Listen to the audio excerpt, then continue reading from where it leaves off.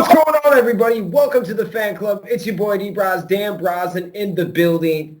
So I've got a special guest. My buddy James Lang is on the show to be discussing all of the greatness of the 2019 E3. Okay, it is an awesome event that just happened, just ended yesterday, and I brought my buddy James Lang, to talk a little bit about it. Jimmer, what's going on, bro? Hey, not a whole lot, Dan. How you doing? I'm doing fantastic. Super great after seeing all of these great trailers and press conference showings of all these great games for the Comic-Con, man. Let's just get right into it, man. What were a few top picks that you really liked? So I guess as far as individual games go, I'd have to say, Cyberpunk, CD Project Red really blew it out of the park, especially bringing Keanu Reeves out there. Nobody expected that to happen. And, in this climate where more and more good producers are using Hollywood actors in a lot of their games, good actors, um, it's a welcome sight to see uh, some of these kind of people showing up in these titles. It really legitimizes the game as a whole. And CD Projekt Red is a great company, so I'm excited to see where that comes. That one in particular really blew me away. Square Enix also had a really good portion of the Final Fantasy VII remake, where they actually showed gameplay, which is more than I can say for most of the other games that were shown. Most of them were cinematic trailers, which is all fine and good. It's entertaining, but it doesn't show you what the game is really about. Even some of the ones I was more excited for really didn't show a whole lot. That was a bit of a disappointment, but Square Enix really kind of blew it out of the water with that. And they also had mentioned the Avengers game coming out. A little concerned about the whole, that being kind of more of a service-based game. Excuse me. But I know a lot of people are excited to see where that goes. Aside from that, I think that's the majority of the really good ones. I'm excited for a few other ones, but again, as I said, really didn't see a whole lot. We did see a trailer for the new From Software game, which if you're not familiar, that's Dark Souls and whatnot. And they had a lot of buzz around that particular game because they're working with George R.R. Martin on the story, creator of Game of Thrones, which obviously has a lot of people excited. And that game was revealed in a cinematic trailer called Elden Ring. Still don't know anything about it, but I'm very hyped for that one because From Software is a great company. So other than that, I think that was it. Oh, there's a sequel to Luigi's Mansion, which Yes. I was interested in. That's been a long time waiting. I've asked myself several times, why doesn't this game have a sequel? This game could easily be a sequel, and it would be a fan favorite. I think it's a good time to get that out. So that I'm definitely excited for as well. Yes, sir. I'm excited for all of those games you talked about. Cyberpunk is going to be sick. Another game, since we're talking about Nintendo, I thought was pretty cool. They're making a new Animal Crossing. It's been a few years, so it's about time. I watched the trailer to Borderlands 3. Game looks pretty fire. I can't lie. Cyberpunk was cool. One that I don't know how good it's going to be, Jim, but it looks super awesome. Doom Eternal. I watched the trailer. Go check that out. It looked pretty cool. Where is it? You talked about Luigi's Mansion. They're also coming out with another Mario and Sonic game, and I don't really know why. I think they have a contract with the Olympics, but I'm not a fan of these games. They're kind of like Mario Party, but they're like a ripoff of it. Yeah, I'm with you. These are more kind of like sideline games. These are the kind of games that you end up bundled with, your Nintendo Switch or your Wii U, like that's the kind of game that is kind of more of it's just a little extra fluff on top of some of the other more attractive games. I think they've got their place, you know. But yeah, I don't see a lot of call for a new Sonic and Mario Olympic game. I agree. How about Legend of Zelda Link's Awakening? Did you get to see that? I have seen that, and I actually saw the original announcement trailer, and I was a little skeptical at first because I wasn't quite sure I liked the art style. I felt like it might be a little too, I don't know how best to put it, but you know, seeing the second trailer and having some time to mull it over, I do find this game attractive. I really enjoyed A Link Between Worlds for the 3DS. I Oh think yeah. that's one of my favorite Zelda games right there. So, um, Link's Awakening, it's a classic Zelda title being remade in a new art style, and I'm gonna give it a try. Okay, a few other games that bright spots that I did want to talk about before we move on to the bad and what we didn't like. I want to talk about The Outer Worlds. Okay, I watched this trailer, had no idea what it was, and oh my God, it looks super awesome. Another game that basically everyone knows is coming. Pokemon Sword and Shield. They revealed some more Pokemon for it this past week, and it looks awesome. And then another one, fun favorite. This game, it's actually pretty cool. We're getting a sequel to Super Mario Maker. So, you know, you Nintendo fans out there, you got some really good games this year. Now, I want to get into the bad or the things we didn't like. James, take it away. Okay, so in my opinion, E3's been going downhill for the last few years. You know, It's the same thing. Sony didn't even have to go, which honestly they're doing well. They're doing good enough. They don't have to show up at E3 for anything. There's no reason to. I don't blame them. At the same time, I'm glad that Microsoft did though come because I felt like they had a lot to improve upon for the last few years, and I think they did this time. Um, but they did fill their press conference with a lot of kind of uh, mushy messages, and I'm just like, just get to the game. You know, all fine and dandy, whatever. You know, inclusive. You know, get everybody to play games. Great, awesome. Um, like that's something for the shareholders. You know, the shareholders want to see the videos about Microsoft, and the same thing went for Bethesda. Bethesda did this too, and when Bethesda did it, it kind of made me a little sick because watching what the hell they went through the last year, Fallout 76, and just like having them come up and say, "We've been listening, we hear you," like. I'll believe it when I see some fucking improvement. You guys should have been listening. Yeah, like they're trying to monetize everything. They're trying to mobilize everything. You know, I'll believe. Listen, Todd Howard, I'm speaking to you directly. I'll believe it when I freaking see it. Tell them. Tell them. It was just like he's becoming the new Peter Molyneux, if anybody remembers that guy. Um, but yeah, no, I wasn't impressed with all that stockholder BS going on in between. We're watching for the game. You know, the press conference, the people at home, the people in the crowd, they want to hear about the games. They don't want to hear about your new policy, really, unless your new policies is your new topic. Um, so I thought that Microsoft was a little cluttered with the sappy video segment where they could have been talking more about games. They did have some good spots, but I feel like if it weren't for because Sony wasn't there, all the games that would normally be shown at Sony are shown at Microsoft because they're going to be released for both systems. If it weren't for like Cyberpunk and a few other games showing up during the Microsoft press conference, Microsoft wouldn't have a lot coming in. Like their new system, the Microsoft or the Xbox, what they call it, Scarlet. Project Scarlet, yeah. Scarlet.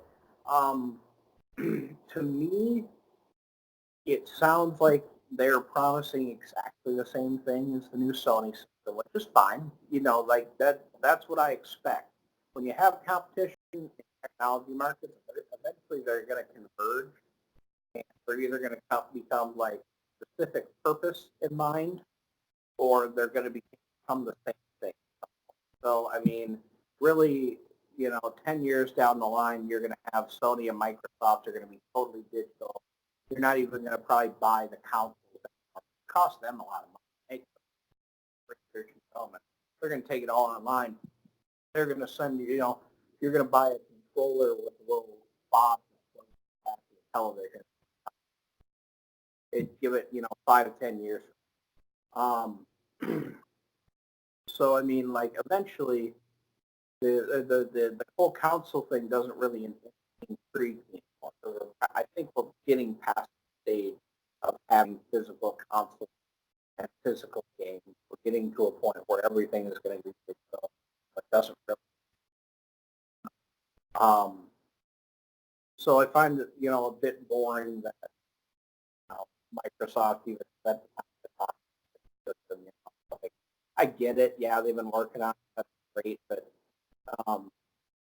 it's I don't know if anyone else is getting more than $400 for a new, better version of the system that, can't even do what a computer does, but is built the same way. That's what I'm having trouble with, and why I moved to the PC thing. So Microsoft was really weak. Bethesda was particularly weak as well. I don't even know why they had a press conference other than the pander. It was like mostly apologies for the whole thing, like, and it wasn't even like they didn't really acknowledge the problems. They just kind of said, okay, we hear you, we know you don't like what this was, and they really didn't announce anything that really intrigued me.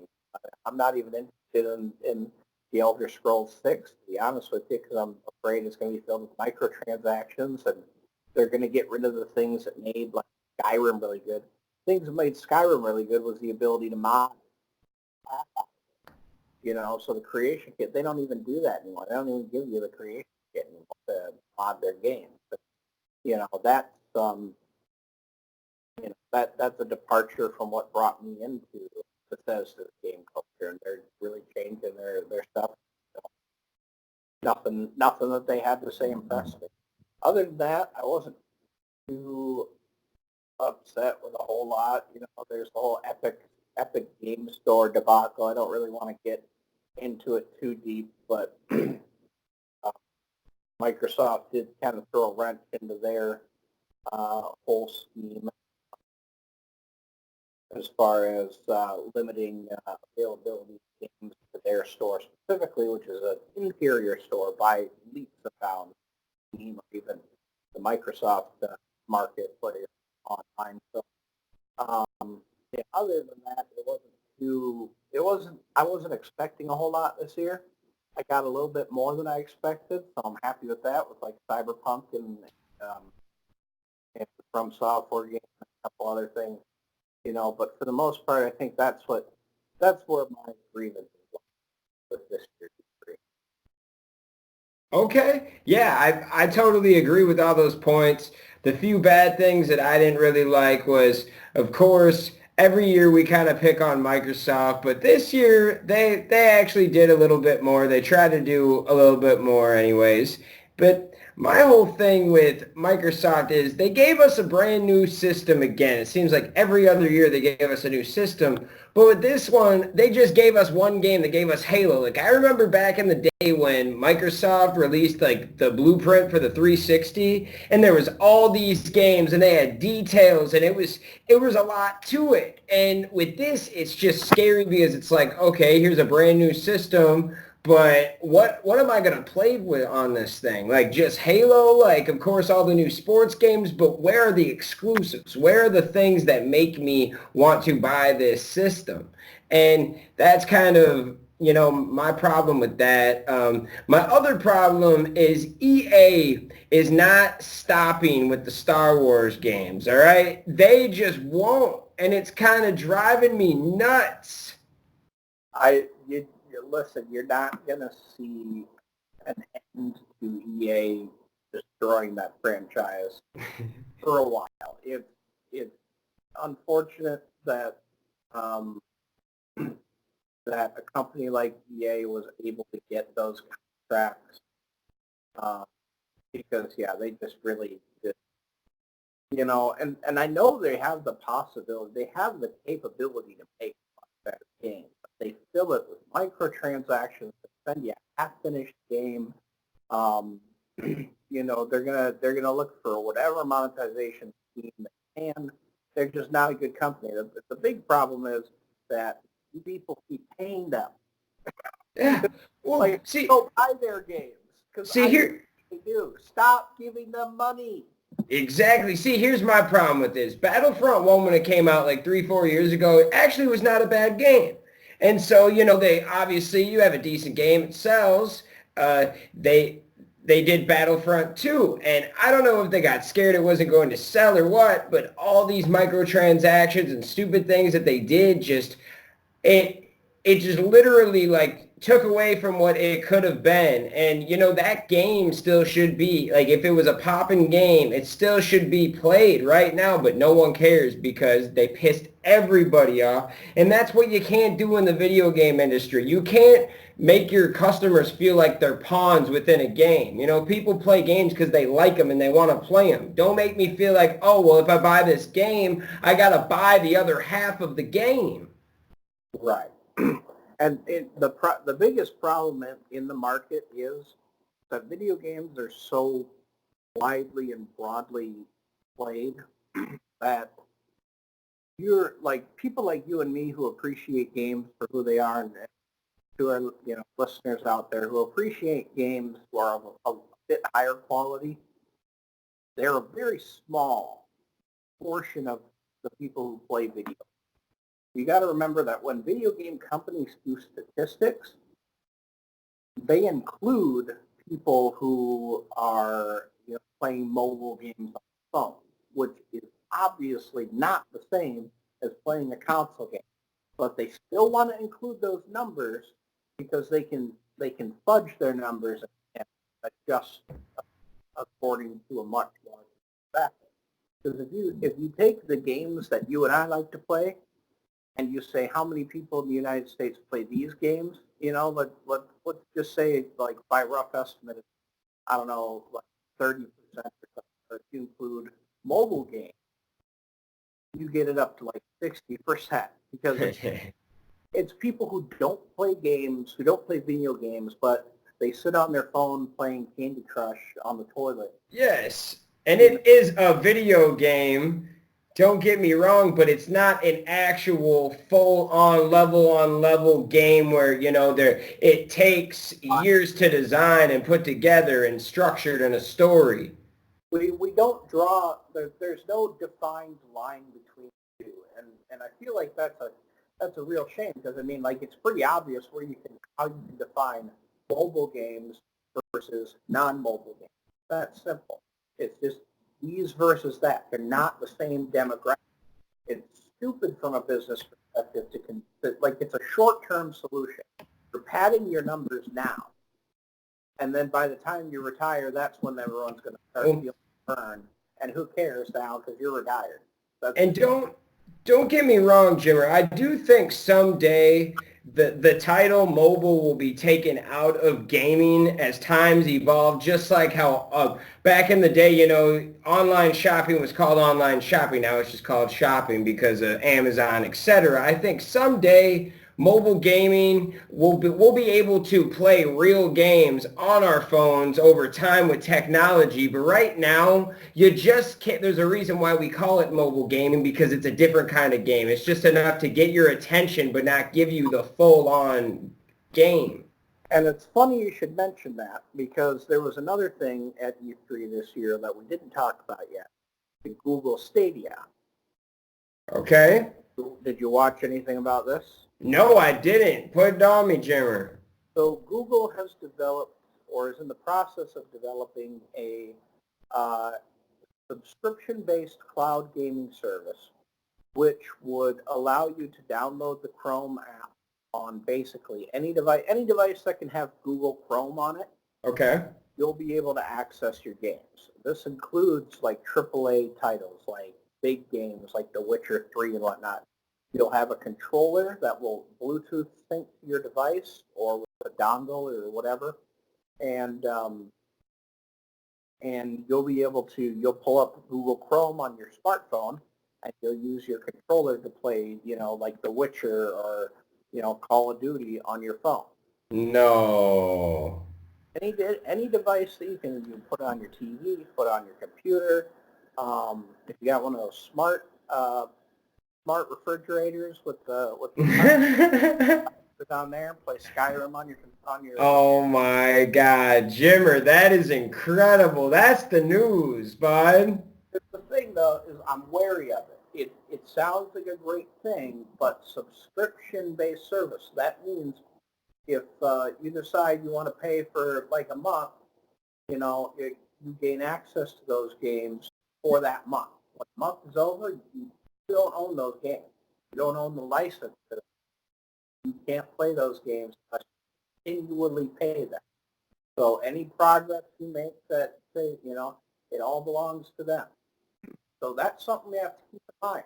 I'm not big on that model exactly, but any cloud-based gaming, any subscription-based gaming service, same thing goes with Sony and Microsoft. If they do their cloud-based gaming and that's successful, same process. If you're not subscribed to it, then you won't have access to the Okay. And it makes sense. So it's like a Netflix for games, pretty much. game.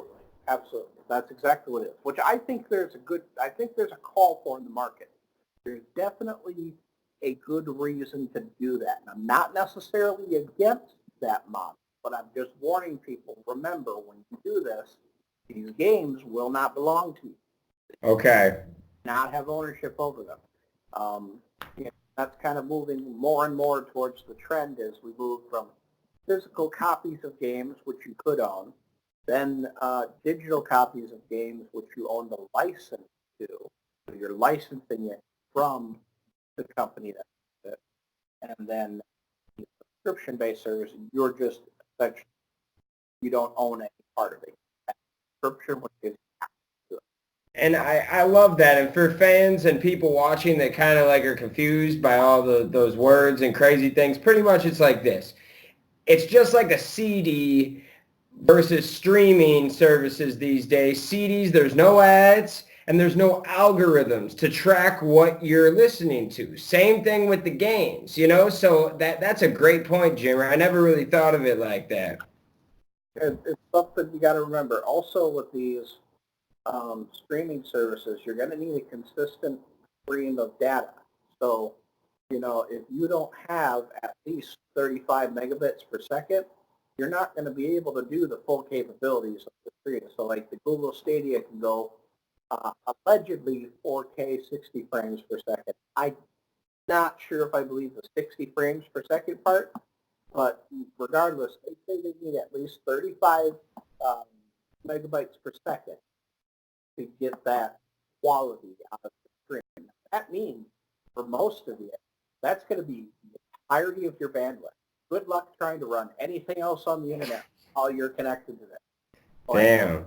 The average speed I think is somewhere around 32 megabytes per second for like faster internet. I know you can get hundreds of megabytes per second. I know, in the past I've had something similar to that, and that would be fine to run. But if you don't have that super fast internet, good luck running it at its highest quality. Something like 1080p, 60 frames per second, you could probably get away with like 20 megabytes per second. Okay. And that would be that's more what most people have. Most people have somewhere between like 12 and 20 megabytes per second. So I think I think that will be okay, but that's something you got to keep in mind. You don't have a consistent internet connection, you're going to have problems. You're going to get kicked out. You're going to lose your progress. An early, um, it's an early concept. So you have to be prepared for some. Okay. All right, Jimmer. Hey, I want to thank you for coming on the show. You have given us a lot of great things. Thank you for covering E3 with me. We've been sitting here all weekend kind of checking it out, watching all the videos, man, feeling like a kid in the candy store. But James, I want to thank you so much for coming on the show, man. Hey, I want to thank everybody for watching this episode. Make sure you check us out on YouTube and Facebook.